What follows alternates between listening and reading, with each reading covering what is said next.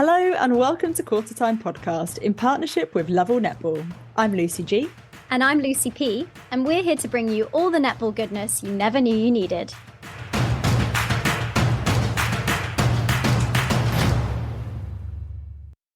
At Qtr Time Pod, we are big advocates of being open when talking about periods.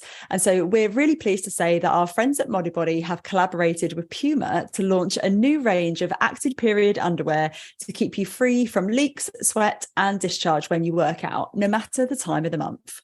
This active period underwear collection comes in 3 styles and a range of sizes, absorbencies and 2 colourways. If you're passionate about the planet, then you'll be pleased to know they are made from 82% recycled material. As sponsors of the podcast, Modibody are delighted to offer our listeners an exclusive 15% discount on the collection at modibody.com if you use the code Qtr Modibody. You can find all the T's and C's and the code in the podcast notes. Go check it out.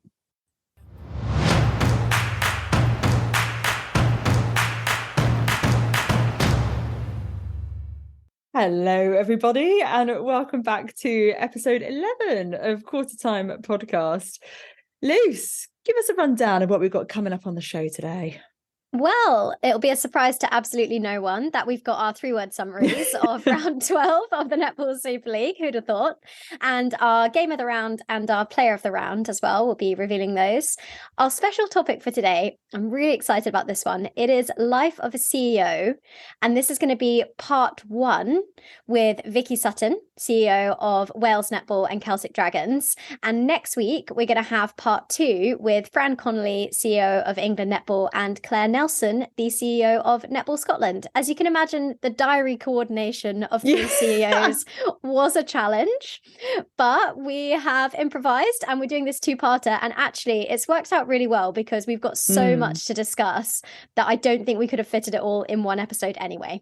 Yeah, it's probably a little bit ambitious of us, really, wasn't it? So it's worked out for the best in the end. But yeah, really excited for our chat with Vicki and our upcoming chat with Fran and Claire. Right, so let's get stuck into our 3-word summaries for round 12 of the Netball Super League. Take it away, Luce. So on Friday, we had Bath versus Pulse, with Pulse taking the win 70-48. And I said performing in patches. Yep, which is quite hard to say. The middle 2 quarters of this one were fairly even, just 2 goals in it in quarter 2 and quarter 3, but Pulse dominated the opening and final quarter, hence the hefty goal margin. There are a huge number of intercepts in this game, 10 to Bath and 16 to Pulse, with a really low unforced error rate, 7-4, which is very impressive. I do think Bath have improved their stats throughout the season and are showing some positive signs going into the second half of the league. Although the results aren't always going their way, they still haven't managed to piece together that consistency across the 4 quarters. Yeah. But overall, another confident performance from London Pulse and a Netball Super League debut for youngster Freya Henshaw as well. Ah, lovely. Fun fact, Freya and I, for 6 weeks, shared a strength and conditioning coach. We both saw Dan Lovell, who we've had on the pod as well for our strength and conditioning episode. So yeah, we're basically BFFs. The second game on Friday then was Sirens versus Stars. Oof, what a game. Stars taking a narrow win, 52-49. And I've said closing the gap.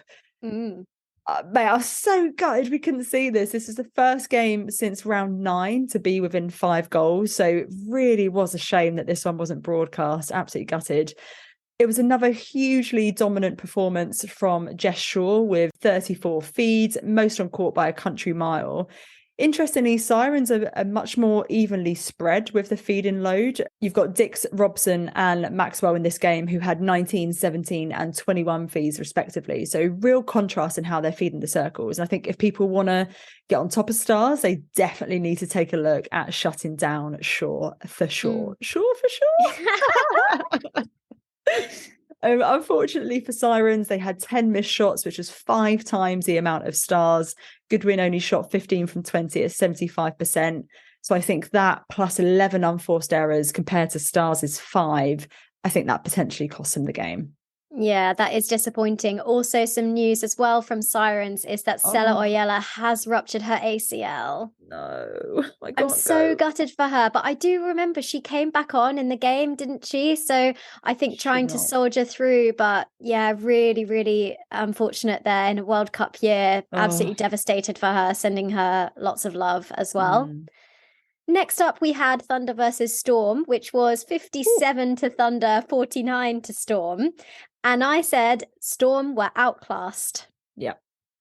This was a fascinating game, considering prior to this game, Storm were averaging 67 goals per game this season. For Thunder to keep them to 49 is extremely impressive. Mickey said after the game that their centre pass to goal was just 66%, and Peace and Qtr was sent to the bench in quarter 2. So props to Josie Huckle. She was confusing the space so well. The Storm feeders had no idea where to put that ball.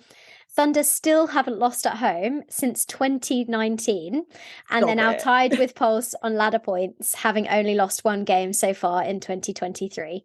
I have to say, though, although this wasn't Storm's day, I was so impressed with the way that Frankie Wells came on. Yeah. Considering she's played all of 5 minutes this season, I thought she absolutely bossed it. It was amazing to see her have such a great game. First up on Sunday then, Rhinos versus Mavericks, with Mavericks taking a 1-goal win, 53 to 52. And our 3-word summary comes from the lovely Jeremy. How you doing, Jeremy? And he said, turnovers, turnovers, turnovers. There were 29 unforced errors in this game. And the first half in particular, I don't know if this is too harsh or not, but this was not at the level that I would expect from our elite competition. It felt really scrappy, it felt disorganised, and I was a bit disappointed with what both sides were putting out there. Liana Leota said afterwards that the errors in attack let them down, and I have to agree, because they won enough ball to win this game. They had double the number of turnovers compared to Mavs, but in attack they just couldn't get it down there. Mavs have now beaten Rhinos twice this season, and although it was not pretty, they did at least take the 3 points, moving them to 6th place. Yeah, no, agree about it not being pretty. It was a little scrap fest at times. I wonder if it was to do with the stadium looked very dark, and do you think that had something to do with it? I don't think it had anything to do with I don't know. I don't think it affected their performance on court, but from a broadcast perspective, especially when the lights were going down in the first quarter at the end of every goal, if I was on court, I'd be like, what the hell is happening? Yeah, it was a bit like, that the Queen album cover of you just see the people's faces and the background is all dark. It's a bit like that with some of the pictures as well. But anyway, moving on to Monday, which was Dragons versus Lightning, 65 Lightning, 48 Dragons. I said for this one, felt quite edgy. Okay. I don't know whether it was the shock coaching change, which we'll come on to in just a second, or the amount of whistle in this game, but neither team seemed very settled. Lightning had 17 missed shots, shooting at 79% overall, and there were cautions and warnings all over the shop. Panagari got a warning. It was a little bit kind of, but Dragons were pretty consistent in each quarter. There weren't any major blowouts, but they did struggle to win enough ball without Ella Pal-Davis and Annabelle Roddy in the side due to injury. Sinclair was back from her injury, and I was loving the combination with Dunn in quarter 1. I think it's the first time we've seen them on court together, but Sinclair only played a quarter, presumably on managed minutes, so I do hope we get to see more of them, particularly in their next game against Team Bath, because I think that is critical for them to get a win. Yeah, that's going to be such, because they won the last time they met Bath, didn't they?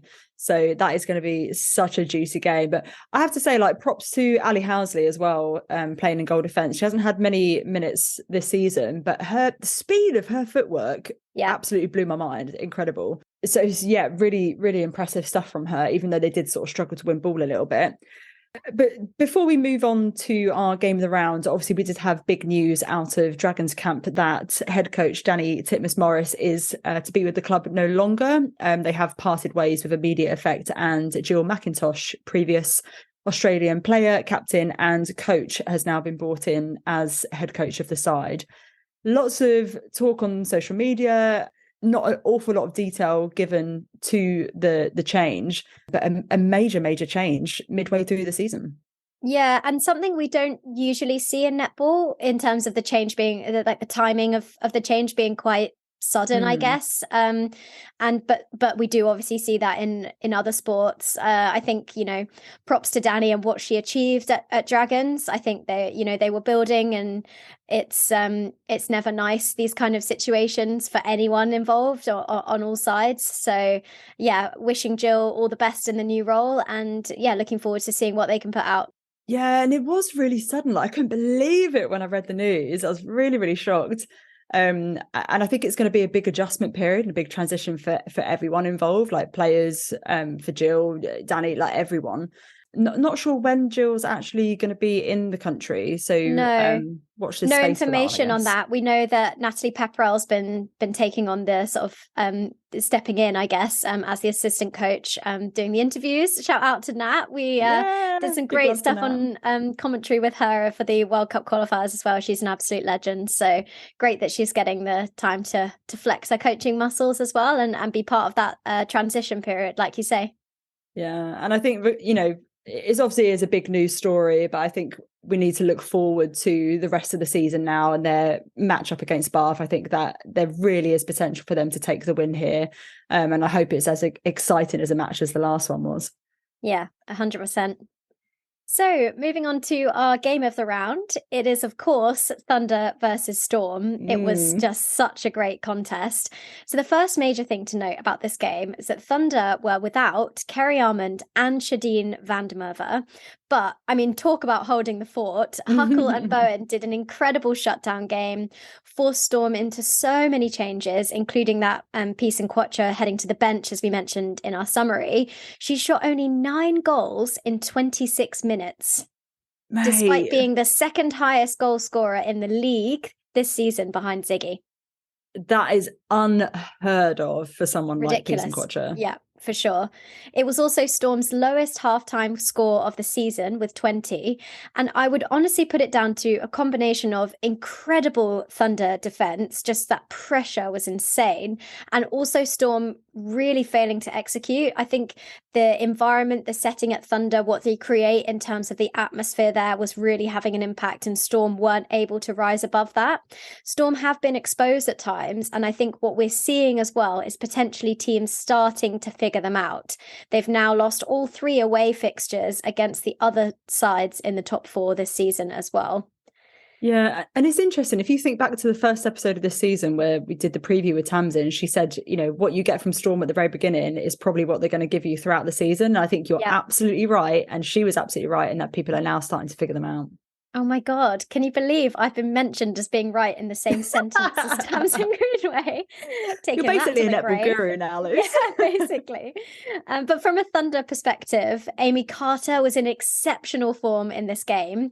I actually would probably have given her player of the match. She had 40 feeds and 2 turnovers to her name.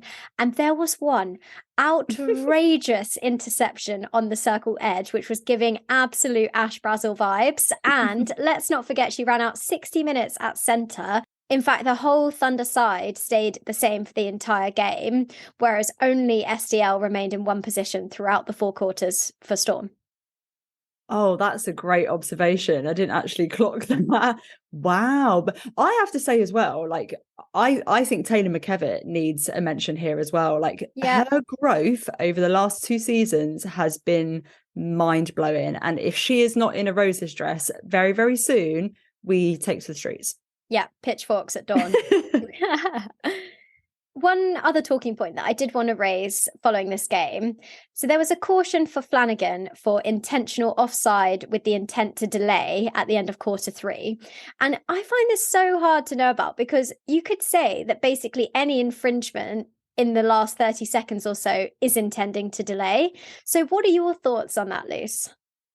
Oh, I don't know. Like, I do think there's a difference. Like, for me, I think it's often quite obvious when it's intentional and when it's not. And I do think sometimes the calls have been incorrect from my very uninformed, inexperienced umpire armchair critic. Yeah, 100%. But I do think actually as a whole, the umpiring for this round, I didn't feel it was necessarily the strongest round from our umpires in terms of their performance. I think particularly in the Mavs game as well, that first quarter, I was just scratching my head, and the camera went over to Maggie Birkinshaw and Liani Loto at one point, and they were both just like look of pure confusion on their face at some of the calls. But I mean, I don't know how many times we can say this, like, unless we're building and expanding the infrastructure around our umpires and actually paying them properly, investing in them, then there's only a sort of a certain level that I think we can actually expect from them. Is that mean? No, I don't think so. And I think it's a case of, I mean,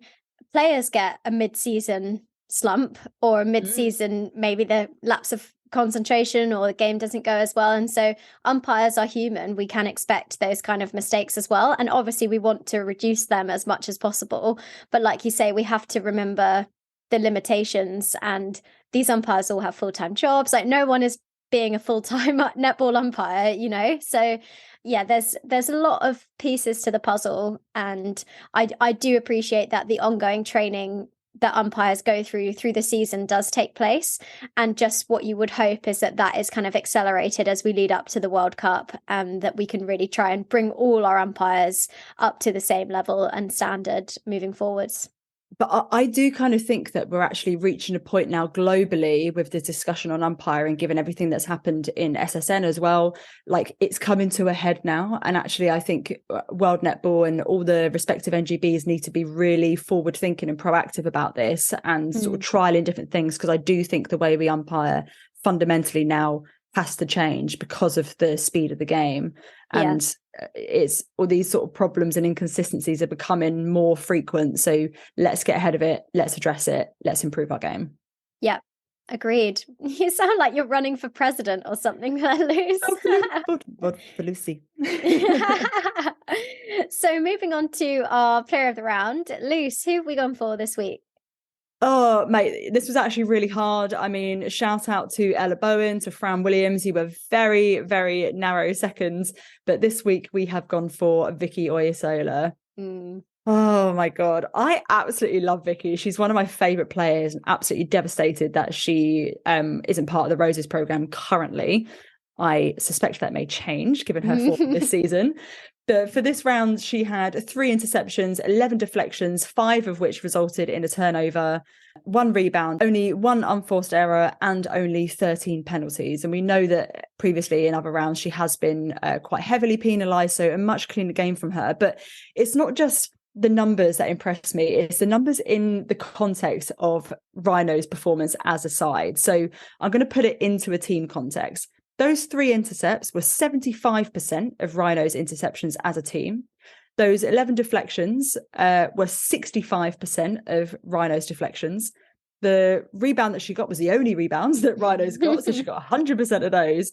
And the 13 penalties, yes, it was 26% of Rhino's penalties, but I think that's to be expected from a goalkeeper. It is that final line of defence, and it is your job to intimidate, to be on the body, and to put the fear of God into shooters and feeders alike. But to have those kind of stats, like to dominate that defense for a team as a goalkeeper, when you're having to respond to everything that's coming at you, like I just thought she was exceptional.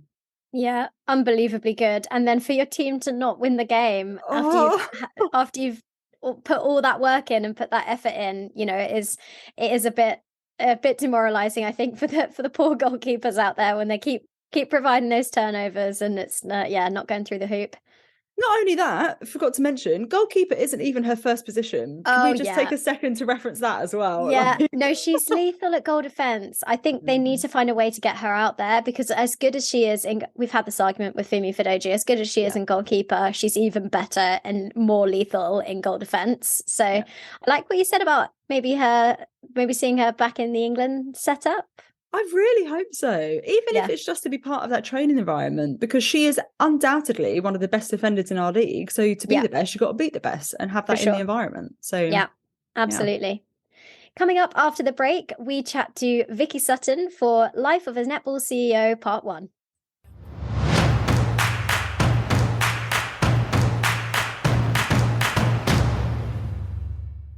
I don't know about you, Luce, but it gets to this point in the season and all I'm thinking about is getting new trainers. When you're just eyeing them up all the way through, I'm feeling it.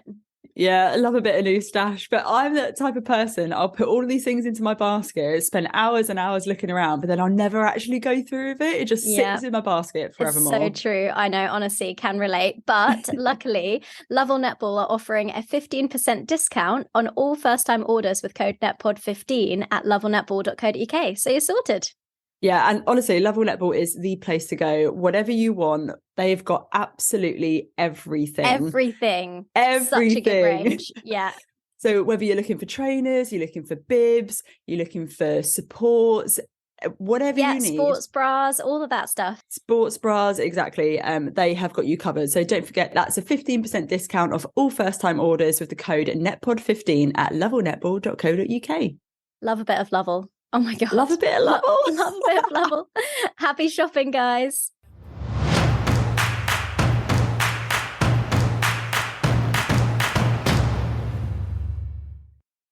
It is an absolute delight to welcome the CEO of Wales Netball onto the podcast. Welcome, Vicki. How are you doing? I'm great. Lovely to be with you two, as always. Fantastic to have you. We had you on a live podcast, I think it was last year as well. So yeah, really great to have you back. Our special topic for today's episode is Life of a Netball CEO. And this week will be part 1. We're going to have part 2 with Fran, Connolly and Claire Nelson next week. So for this episode, we really just wanted to dig into some of the detail around your role, the specific challenges you face in Wales, the relationship between the Welsh Feathers and Celtic Dragons, and also your background and leadership style as a CEO. And we had some fantastic questions from our lovely listeners for this episode. So a huge thank you to everyone who sent their questions in. Unfortunately, we won't have time for all the questions as we did get quite a lot of them. Yeah. But we will be including some listener questions throughout this conversation, and some more will be answered next week. So firstly, we wanted to start off with a listener question from Kelsey, who asks you what your day-to-day role looks like. So can you give us a general sense of what's involved in the life of a CEO and your core responsibilities? Absolutely, yes. Great question. The first thing I will say is it's certainly not 9 to 5, but not many jobs are these days. And I think the pandemic is probably responsible for that. It's really varied. No 2 days are the same, which is what makes it so exciting. I suppose if I had to describe what I do in a couple of sentences, I am responsible for the entire business, both strategically, but then also operationally delivering that strategy too. So we have 15 core members of staff, and then we have a lot of part-time, players and some part-time members of staff as well. So a lot of my time is spent talking to people, either the staff, the players, partners, potential partners, people from other sectors that are nothing to do with netball that might be interested in netball, the press, government officials, funders. So lots and lots of talking. By the end of the day, I'm always quite tired because talking does take it out of you. But yeah, responsible strategically for Wales Netball, which then operates Celtic Dragons as the franchise. So I've got the double whammy of being CEO of Wales Netball, but then also I oversee the franchise as well. Yeah, I mean, honestly, your diary must be completely mental. All those people you got to speak to every day. I mean, do you get Zoom fatigue? Because I certainly get that. Thankfully, we're back to quite a lot of face-to-face now, which I really enjoy. I think it's just a different level of meeting if you're face-to-face with the person. But yeah, screen time, I do struggle. I had to start wearing those blue light glasses at one point in the pandemic. Thankfully, I've managed to ditch them now. But I'll always take a face-to-face meeting or a Zoom meeting if I can, because you can just build that relationship so much more quickly and more stronger than through a screen, I think. Yeah, no, definitely. And one of the groups that you mentioned that you work with or speak to a lot there is obviously the government. And you're also the kind of face of the organisation, as well as all the practicalities of your job. You've got a lot of responsibility to be public facing and kind of apply pressure to the government on certain issues. And you mentioned previously in an interview with Radio Wales Sport that there's a lot of wonderful government strategies that we're not tapping into. So I've started to make connections with ministers and members of the Senedd just to show them that netball is particularly well placed to deliver on strategies such as period dignity and things like that. Can you expand on this at all and share any progress in this area? Yeah, absolutely. So Welsh Government are doing some really exciting stuff. A lot of things in sort of health, education, transportation, sport can play a part in. And I think we're starting to really unwrap that a little bit more now. So the Period Proud Wales initiative is a really great example of that. There's a really good action plan being written by Welsh Government that talks about how actually young females can own their periods, and it can be seen as something that empowers rather than something that hinders. Sorry. But we all know that's not always the case, and actually it can be really difficult at the time of the month to function. So we've done some communications work. We had Kellen Emmanuel and Claire Jones, so both Welsh Feathers, but also Celtic Dragons, doing some video work with Welsh Government, just talking about how they are essentially semi-professional athletes, but actually how their period empowers them. There's a couple of days during their cycle where they can really boss it in the gym more so than perhaps they normally can, and it's about understanding that and using it to your advantage and actually owning your period and owning what it can do for us as females versus, what I tend to do sometimes is sitting in a dark room with a hot water bottle feeling sorry for myself. So it's certainly been, I'm sure I'm not alone in that, but it's certainly been interesting for me to see and understand a bit more about cycles and actually how to make the most of them and make them work for you. And I know it's something that the Lionesses have done a lot with, and it's great to see the new Netball Her stuff launched by England Netball, which again helps with unpacking lots of issues that we as females face and how they can help us rather than hinder us. So that's one of the examples of things we're doing. We're also working with Welsh Government, hopefully on some equality work and around adapting netball to suit people from different situations.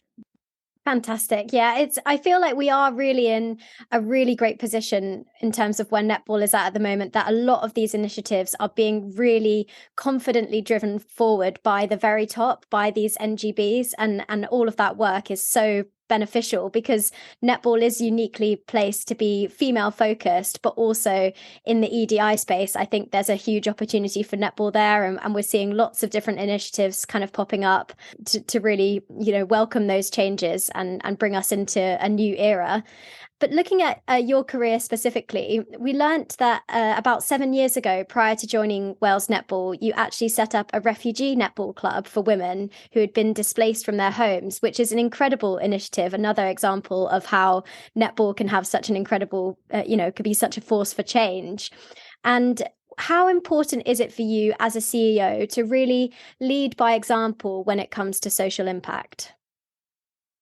Yeah, I mean, I don't necessarily think it's just for me to do. I think we all have a responsibility to leave the world in a better place than when we found it, and that was the real driving force behind the refugee and asylum seeker netball club that I set up with a good friend of mine before I worked here. But what it did is just showed me not only the power of sport, but the power of netball. That club, without going into too many details, because obviously the people that came were very vulnerable, but netball literally saved the lives of some of those women, and it was a real privilege to be part of that. And I've not lost sight of that in the role I do now. We don't have the netball club anymore because essentially everyone graduated and are now too busy for netball, which is, I suppose, good in a way. Of course, we always want people to play netball, but from their, from where they came from, it's great that they've got a lot of stuff on. But I've not lost sight of the power of netball and what it can do for people. And that's something that every day I feel it's such a great privilege to be in this role. And I feel like I have, a duty, but it's also a real honor to take this wonderful sport that we have and really share it with as many people as possible. And you mentioned earlier that, we for females, we absolutely are. There's not many other sports like us, and I think that's something that's really powerful for females involved in netball, that we're not having to compete necessarily with males just yet. I'm sure the time will come, and we welcome that opportunity. We welcome men to come and play netball, but for now it's nice that females essentially were here first, because that's really rare. Yeah, that kind of unapologetically female focus, which again is another sort of a tagline from England Netball as well. Very sort of similar aims and similar ambitions, which is amazing. And like we talk on the pod all the time around the power of sport for social impact and all that kind of stuff. It really is my bag. But there's almost, it's kind of like an untapped potential of what netball could do, and it's like which inequality or which problem do we address first? And we know that netball, as all sports I assume, has its own problems, and obviously funding is always one of the big ones that gets brought up with problems and obstacles that we need to overcome. So what would you say is the most significant obstacle or challenge that's facing Wales netball right now? You know, I get asked this quite a lot, and my answer is always more or less the same. And I think some people may think I'm being naive, but I've been around long enough to know. I think sometimes the biggest obstacle we face is ourselves and us thinking that something is an obstacle. I am a problem solver. That's what I do. It's in my very nature. If I hear a no, I will try my best to turn it into a yes one way or another. And I can be quite creative in the way that we do solve our problems. So I think barriers, we talk a lot about barriers. I think with sort of the right creativity for our sport, anything is a barrier. Please don't mistake me thinking there's no barriers for women taking part in sport and netball. There absolutely are. And as a governing body, we try and remove as many of those as possible. But I think we can quite often get bogged down in thinking, oh, you know, we're women's sport, or we haven't got enough money, or there's not enough facilities. I agree with those things, but actually let's not use them as excuses or let them stop us. Let's go and solve them and fix them and move on. So I do think sometimes we create barriers for ourselves that actually can be solved. So there's nothing that I've come up against that we haven't been able to find a solution for so far. Touch wood. I mean, I really like that. It's that kind of narrative of actually, let's not call it a barrier, let's call it an opportunity. And, you know, how can you then overcome that and sort of turn it into your favour? And I would imagine that your sort of previous work in history has sort of kind of helps to evolve into that kind of mindset, because you've got a really vast experience in a number of different sports. You were also previously head of growth at Wales Netball before becoming CEO in 2021. You've worked for different sporting organisations in Wales, including rowing and hockey. So how does working in netball specifically compare to the other sports that you've worked in? Yeah, I mean, they've all been great, and I've learned a lot from all of them. And you know, everything I've done to date has got me to where I am now. The potential of netball is unrivaled. That's what I would say. That for me is the biggest separator for netball from a lot of other sports. The product that we have, you know, indoor, small court in comparison, you know, 7-a-side, goal every 15, 20 seconds now. So goals galore, never a goalless draw. It's exciting. So I think the potential that we have as a sport is really exciting and makes me excited to be here for a while to come. And I bring people to watch netball that have never seen it before or played it in school or you know, watch someone play it in school, and they can't believe how physical and exciting and fast paced and dynamic it is. So the more people that I bring to see netball, the more doors that opens up for us. And that really, really excites me. And the fact that netball's flexible as well, like you only have to look at fast fives, that's a couple of slight tweaks to the rules and you've got a completely different game. You know, we can do that time and time again with netball. It's such a flexible, malleable sport. I really like that. And I think there's so much that we're starting to capture now about the interest of netball in terms of the basic product and what it offers, especially now that the game has evolved so much to be a lot more contested.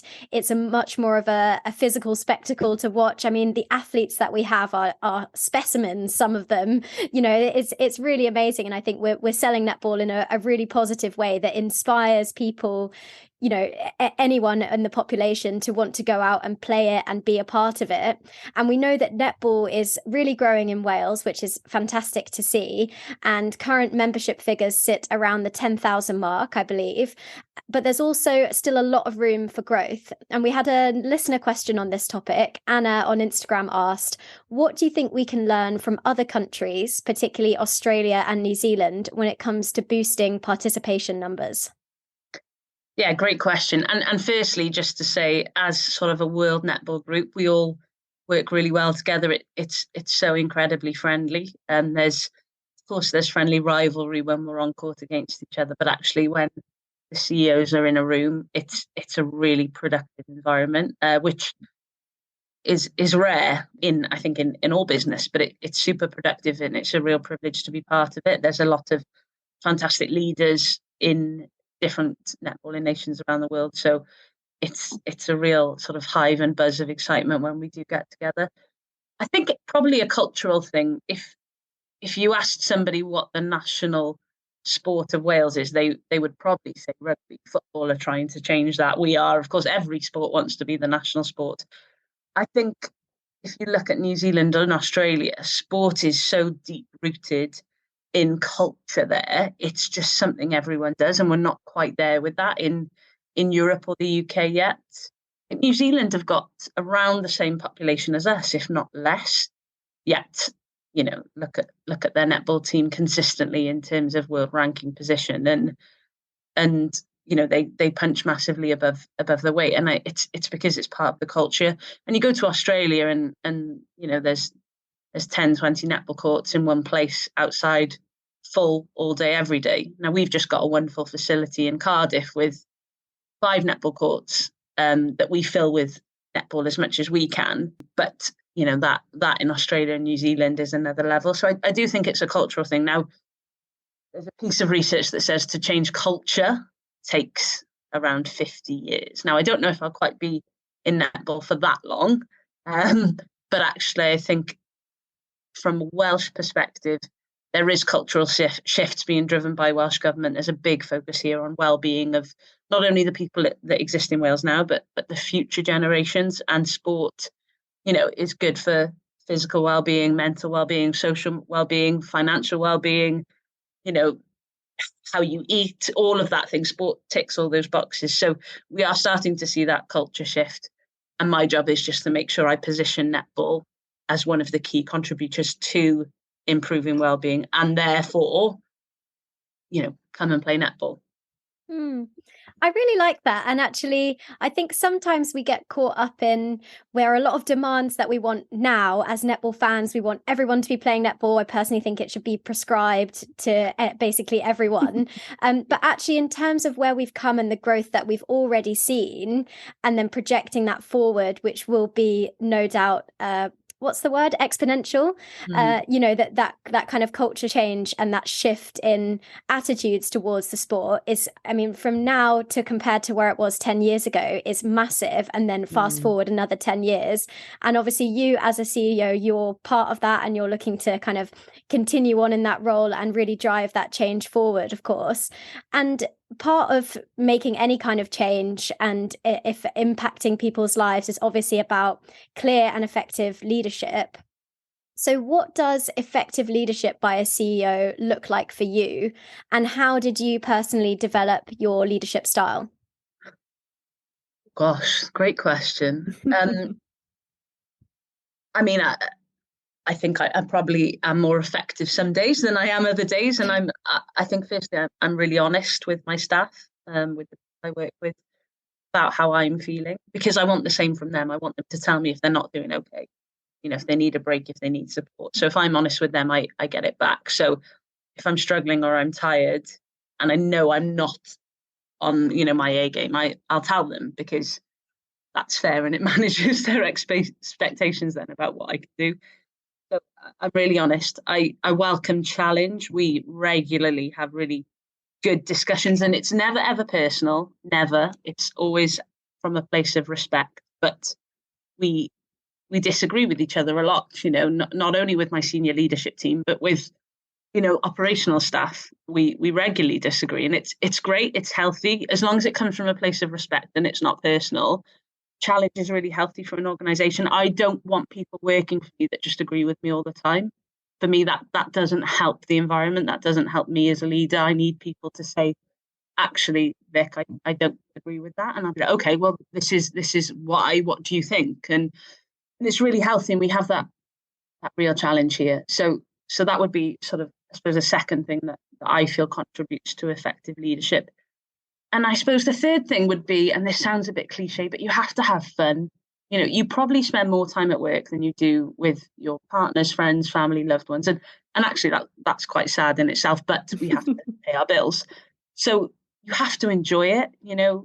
We really do, because if you're not enjoying what you do, you then start to resent it and then you become ineffective.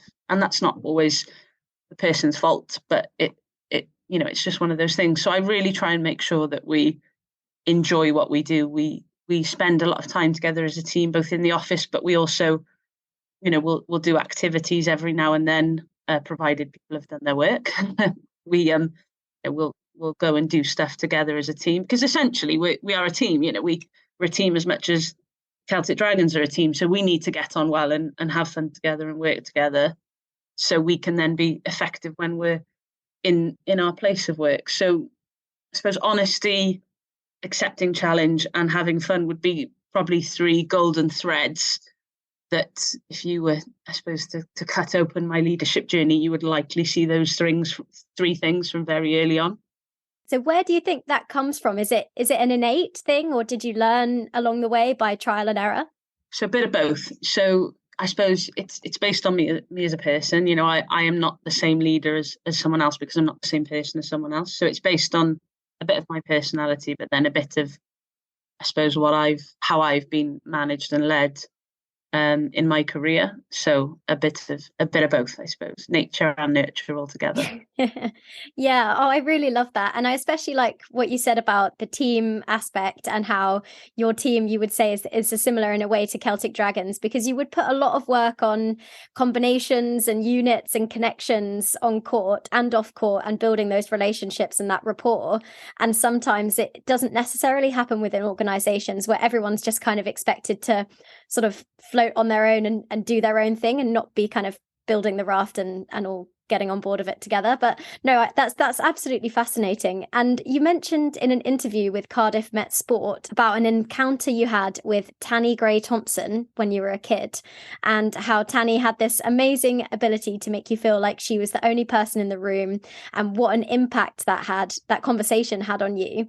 So how important is it as a CEO to be able to build those meaningful and long-lasting relationships, but also be unafraid to demand more and be a disruptor? You don't want to be just kind of pleasing everyone. You still got to retain that kind of gravitas and that je ne sais quoi, I suppose. Yeah. I'm really glad you reminded me of that, because Tanny, she's the chair of Sport Wales now, and I met her when I think I was probably 10 or 11, and she really did make you feel very special, and that was a real skill that stuck with me. I say this probably once a week. The staff are fed up of me, but people don't remember what you say to them. They remember how you make them feel. And I think that links back to the second part of your question, in that if you do have to sort of push people and demand more, it's about, the way that you do it, and how you make that person feel when you're doing it. So yeah, I always try to treat people with respect, regardless of what they do.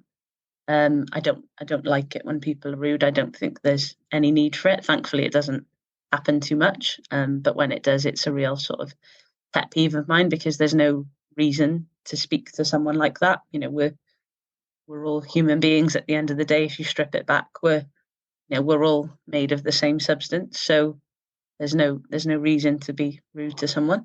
I think as long as you're treating people with respect and you're helping them understand why a decision has been made or the direction of travel the organisation is going in, and you're doing it in a way that they can understand it, then I suppose that's the best you can do.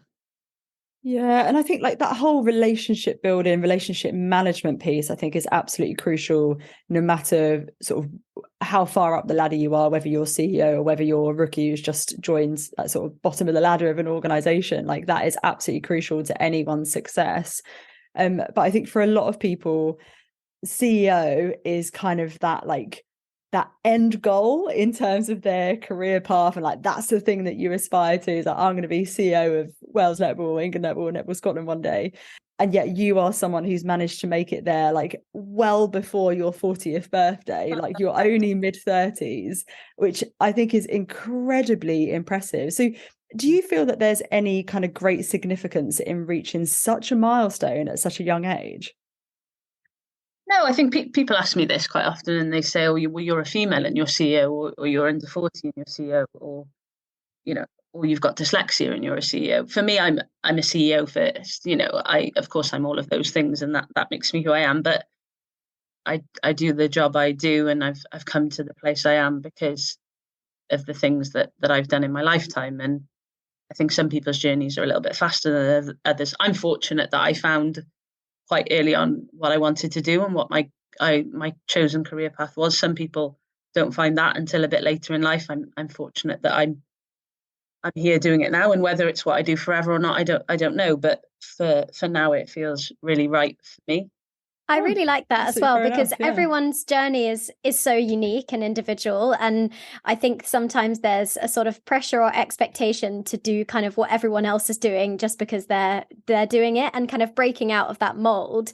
And the ideas that you're able to bring to the table as a younger person, a person under 40 in that really senior leadership role, are so unique and interesting. And you're able to have a significant impact because of your personal attributes and what you bring. So it doesn't have to be that we'd have just a load of, I don't know why the word dinosaurs is coming to mind, but when I think of a CEO, I do think of like an old man, usually, unfortunately, and loads of grey heads sitting around a board meeting, and challenging that perception and those kind of stereotypes is sort of at the heart of what netball is and what netball does. So yeah, I think that's really fascinating. And alongside being CEO of Wales Netball, as you mentioned, you're also the CEO of the Celtic Dragons. And since 2005, the Netball Super League has been the UK's top elite domestic competition. 8 teams based in England, 1 in Scotland and 1 in Wales currently competing. And we're going to cover the Netball Super League in a bit more detail next week in our episode with Claire and Fran. But we wanted to ask you how you feel the Netball Super League fits into the overall aims of Wales Netball, and what the purpose of the competition is for your country specifically.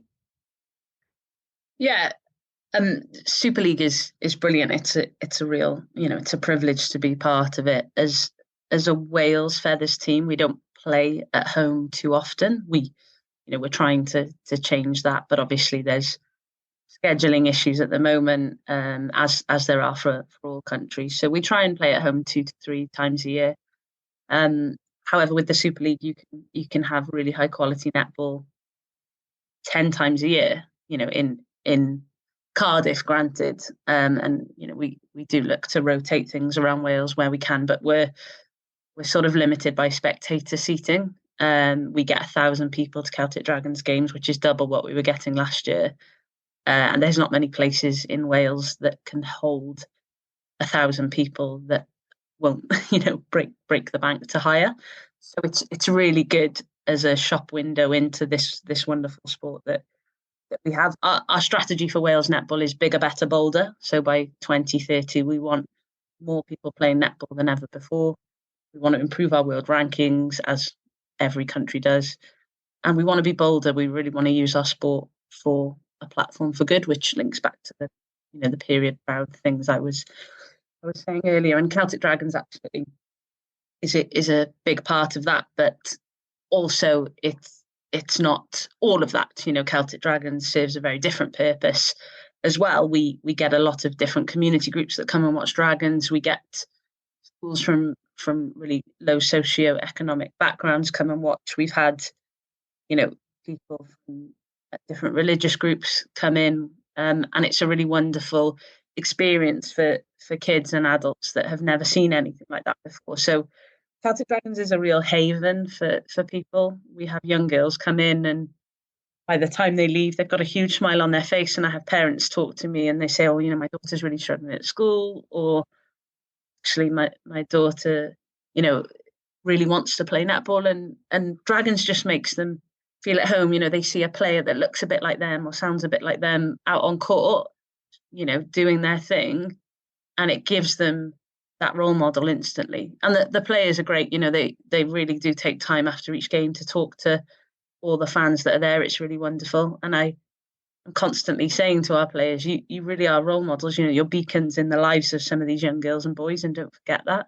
And they don't, they see it as a real privilege to be that role model. So Celtic Dragons is really special because, it's a real beacon in the area that it is. It's quite a deprived area the facility is in. So it's really lovely that we can bring from all backgrounds into that space, and they can watch something, really special out on court.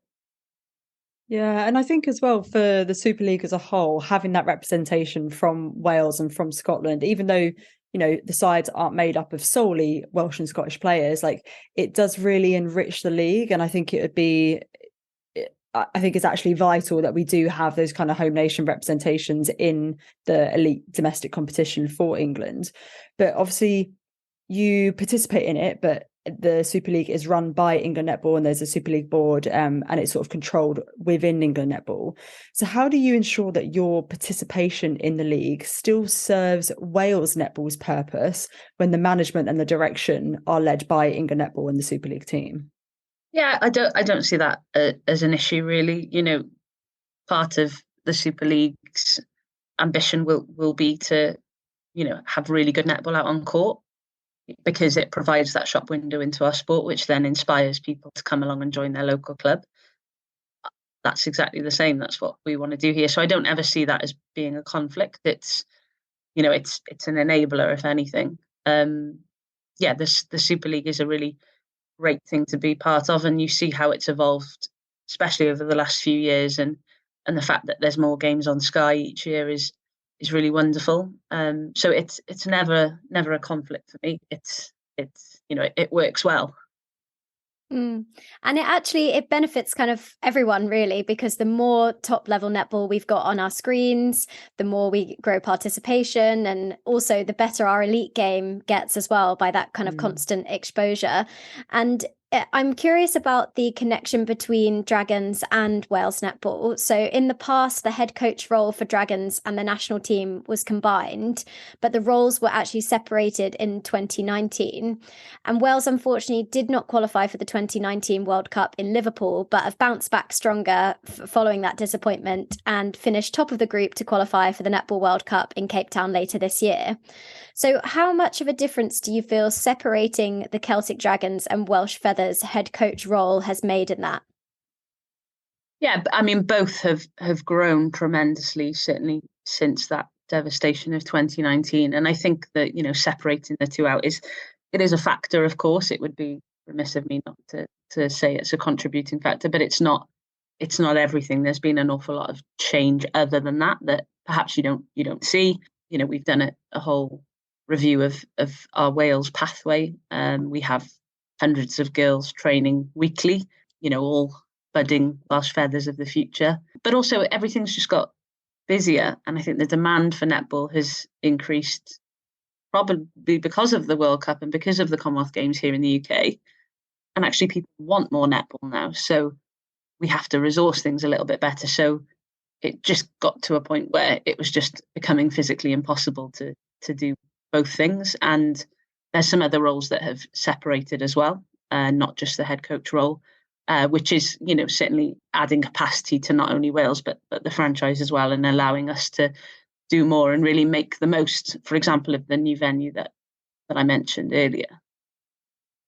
Yeah, and I think, the separation, obviously for the little that the public kind of know about what goes on behind the scenes, like it feels like that was almost necessary in order for both entities to grow in their own right, like you say, and their growth has been absolutely incredible.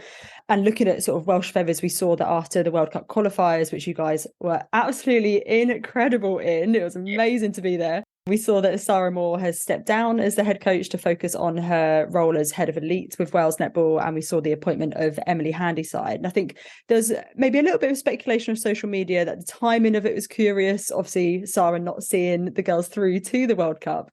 So with the World Cup round the corner, how difficult is it to try and integrate a new leader in such a significant role into the organisation? And what's your role as CEO in helping that integration?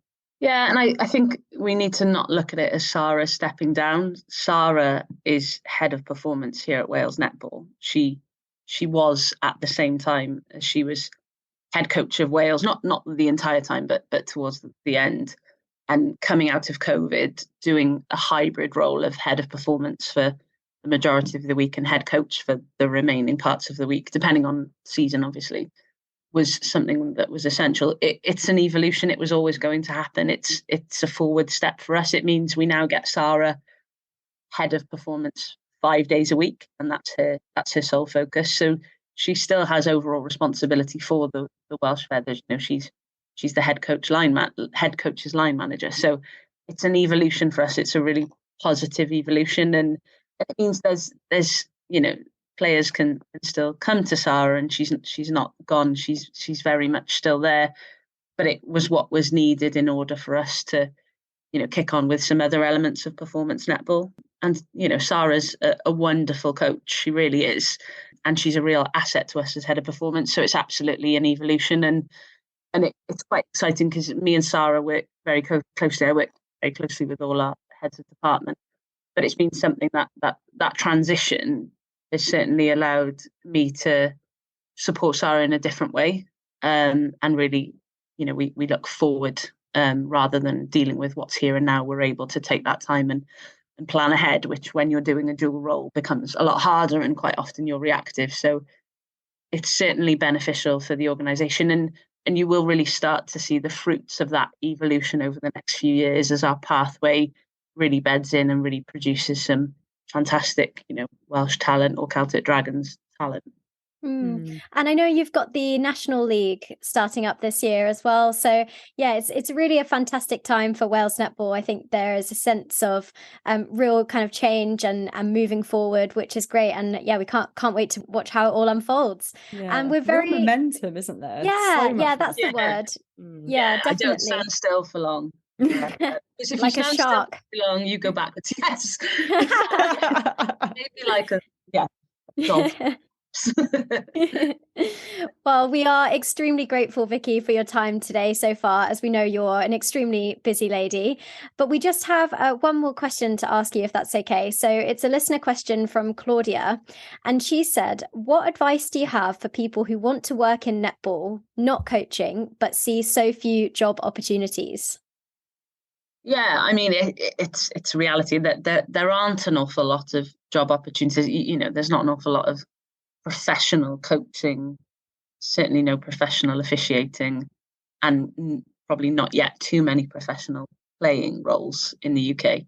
However, you can work for a governing body, or you can work for a local authority as a netball specialist. They call them county sports partnerships in England, but they're local authorities in Wales.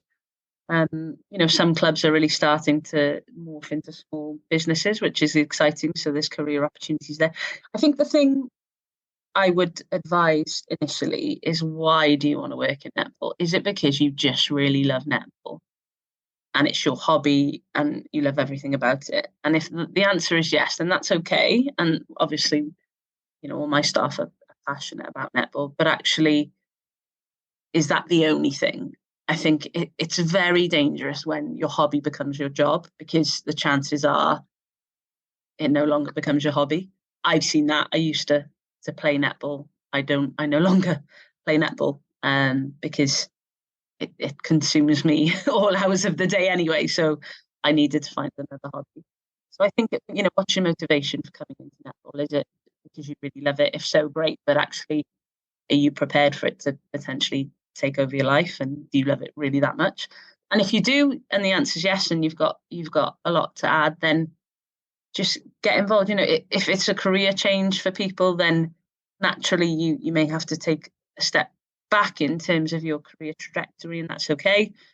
But I think get involved, volunteer. There's lots of events that we need volunteers for, or there's lots of groups that people can sit on and offer their expertise as well. Yeah, it's essential. It's running a business. I know it's difficult for people to see sometimes because it's their hobby, but we run a business here. Essentially, I run two businesses on the face of it, and it's difficult. And I think people need that real mindset that actually I'm not going to work in a sport, which is my hobby. I'm going to work in a business. And once you start to view netball as a business, which is what got me where I am, then you'll figure out if it's the right thing for you or not. So yeah, try and separate it being your hobby from actually being your profession. And if that feels natural, then yes, it's the right step for you. If it doesn't, then yeah, perhaps have another think about it. Wow. That is Very really interesting because actually that isn't what I expected you to say. And I think that's really good because I think it's really kind of changed how I look at it and the situation and realize, I mean, fundamentally what we all want is to netball to be seen as a business. And so in order for that to be the case, we have to feel that and think that as well. So yeah, I really like that. What were you going to say, Luce? No, I mean, I can completely, again, it took me by surprise what you said, but I can completely relate to it because for people who don't know, like Lucy and I also work in netball, but then we have this as our hobby. We also play netball, officiate netball. I coach netball. Lucy's getting there with coaches. So like it does consume your life. And I think you have to be very prepared for that and be aware of that. I think it's the awareness that a lot of people don't get about how it completely can consume your life, but being healthy about it. And that's something that I'm constantly challenging myself on is, we talk a lot about work-life balance. I don't think there's such thing. It's more about counterbalance. So actually it's okay to become really involved in your work as long as there's always that way back. It's like you're juggling a lot of balls and some of them you will drop and they will bounce, and that's okay. It's okay to drop those ones, but some of them are a bit more fragile. They might be, made of glass. And actually, you've got to be mindful not to drop those ones. So we talk a lot about counterbalancing work rather than balance, because work-life balance, it doesn't exist. Like, think about it, World Cup year for us, it's crazy already. And we're still, almost 100 days out now. So it becomes impossible to have balance all the time. And that makes me uncomfortable as a CEO. It makes me really uncomfortable to see people sending emails really late and to see people working on weekends. I'm not comfortable with that. And I never want people to think that I am. However, we provide a service here. And whether that's to our international players, whether it's to our domestic players, whether it's to, members, we provide a service and we do what it takes to provide that service to the best of our ability. And sometimes that does mean working hours which aren't your typical 9 to 5, and I think that's okay, provided people have leave booked in that they can look forward to, or they're getting that downtime. But I'm the worst for it, and I don't model a good balance at all, and I really do try all the time to be better. Thankfully, I'm from a very understanding family environment, so yeah, they're all incredibly supportive of me and my role, and that makes a big difference as well. But I'm on the staff's case all the time about, when are you taking leave? You need some time off, because ultimately, if our staff aren't at their best personally, they won't bring that into the business. But it is a challenge, and I'm being really honest there. And it might be open for some criticism, but we are a performance-based business, and we always strive to be doing the best that we possibly can across all areas of the business. And, sometimes that does come at a little bit of a cost, as long as the cost is not too great and you don't drop the fragile balls. I don't want to sound like I'm a bit of a task driver. I'm absolutely not. I think, remember what I said earlier about culture, we do have a really great time here. It is hopefully a really nice place to work, but also we're mindful that we are all really focused on this 2030 strategy, and we're all really excited about the power of netball, and we're all really committed to doing the best job that we can. And sometimes that does mean longer hours, but it's all managed, and it's all within a safe environment. Yeah, but I mean, like you say, the reality is like there's not many 9 to 5 jobs anymore, like especially CEO, but you need to have that counterbalance. Like for me, my sacred time is a Thursday evening where I do badminton, and I don't even look at a netball. I don't speak the word netball. I don't watch any games. I do nothing. It is my badminton time only. And that is a really significant counterbalance for me. So, and there's also that thing around like flexibility, some people might have childcare, so working a 9 to 5 isn't suitable for them, so they might pick up some extra work in the evening and balance it out. But as long as you have that balance and you're understanding as an employer, then I don't see anything wrong with that, and I think that's actually really healthy. Vix, thank you so much for coming on. It's been an absolute pleasure to talk to you as always, and no doubt lots of little nuggets for our listeners to take away, so big thank you for your time. No problem, and thank you for doing this. I know that it's really tempting all the time to talk about performance netball and results and stuff, but there's that's only a small part of my job. Running the business of netball here in Wales is a lot more than what you see out on court, so it's really nice to be able to showcase that to people and hopefully spark a bit of interest in more than just what goes on in the Super League or what goes on the international stage. Well, it's our pleasure.